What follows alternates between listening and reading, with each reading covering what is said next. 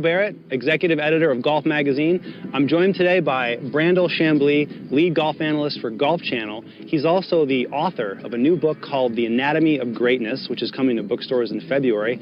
Brandel, thanks for joining us. The typical everyday golfer is going through their own hell. They can't figure out the golf swing.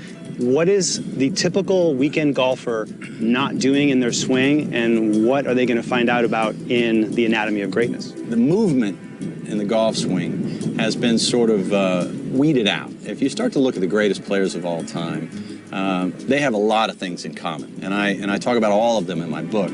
But if there's just one thing that I think the average golfer is suffering from, beyond all others, is the lack of movement.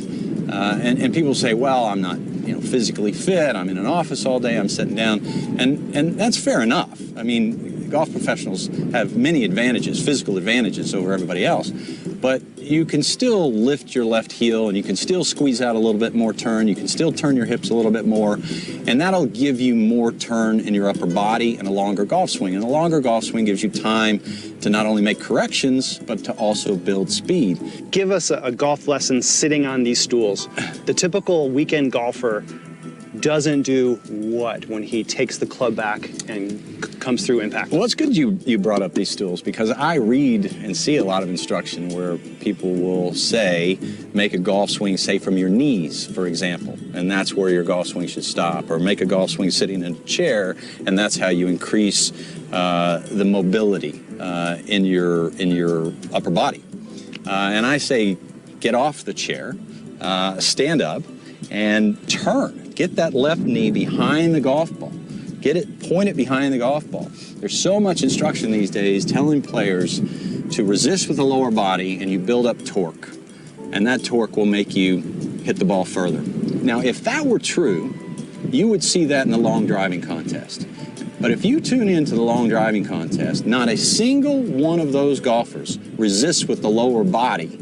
If it actually worked, if you hit it further, if you got more power by resisting with the lower body, you would see it at the long driving contest. If you're looking for more distance, and if you're looking for a way to take the pressure off of your lower back, then just lift your left heel when you make a backswing, get your left knee behind the ball, and people are like, listen, I've had enough of that. You've been saying that for a year. I have been. I've been saying it for a year because it is so blindingly obvious of a trait of the greatest players of all time. Of the 50 players, as we sit here, Connell, the 50 players that have won the most tour events, 47 of them lifted their left heel in their backswing. Amateurs are being told not to do it because it builds power. It doesn't. It doesn't build power at all. It's the big lie.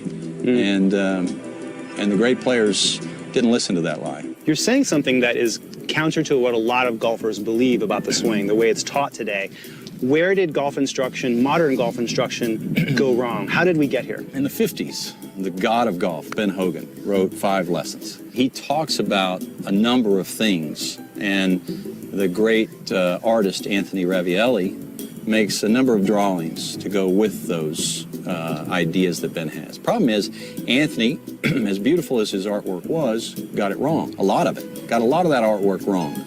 And Ben, in describing the things that he thought he did, missed the boat. He talked about resisting with the lower body. He talked about it and put it in bold print, that you should resist with the lower body, and it helps speed the hips up as you begin the downswing. But Ben didn't do that. Ben lifted his left heel, and Ben turned his hips a great deal, and they never quit talking about them and teaching them. You're saying go back and look at the slow motion video swings of Byron Nelson, of Sam Snead, of Hogan, Bobby Jones, Ben Jones. Hogan, absolutely, Gene Sarazen. You pick your golfer, and then you start to look at players of more recent generations who do these things, and you come to Tom Watson. Well, you've said a lot. It's very compelling. It sounds like it's going to be a little bit controversial, at least in the world of golf instruction.